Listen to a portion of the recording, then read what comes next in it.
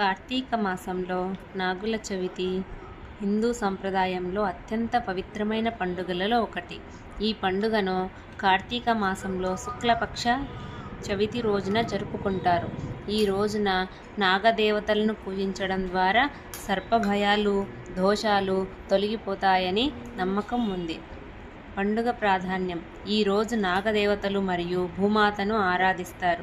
పెళ్ళైన మహిళలు, ముఖ్యంగా కొత్తగా వివాహం అయిన వారు నాగదేవతను పూజ చేస్తే కుటుంబం సుఖ సంతోషాలతో ఉండి సంతానం కలుగుతుందని విశ్వాసం. పాములకు పాలు, చలివిడి, నువ్వుల ముద్దలు మొదలైనవి నైవేద్యంగా సమర్పిస్తారు.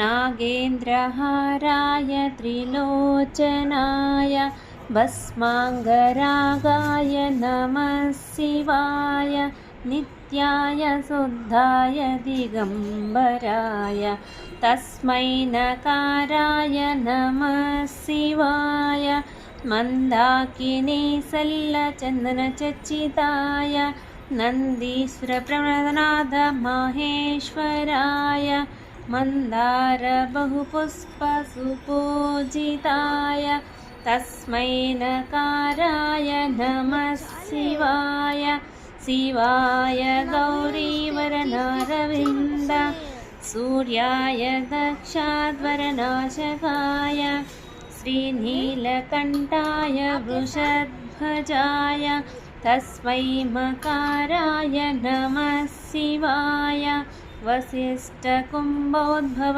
గౌతమాది మునీంద్రదేవార్చితశేఖరాయ చంద్రార్కవైశ్వానరలోచనాయ తస్మై శిఖారాయ నమః శివాయ యక్షస్వరూపాయ జటాధరాయ పీనాకహస్తాయ సనాతనాయ దివ్యాయ దేహాయ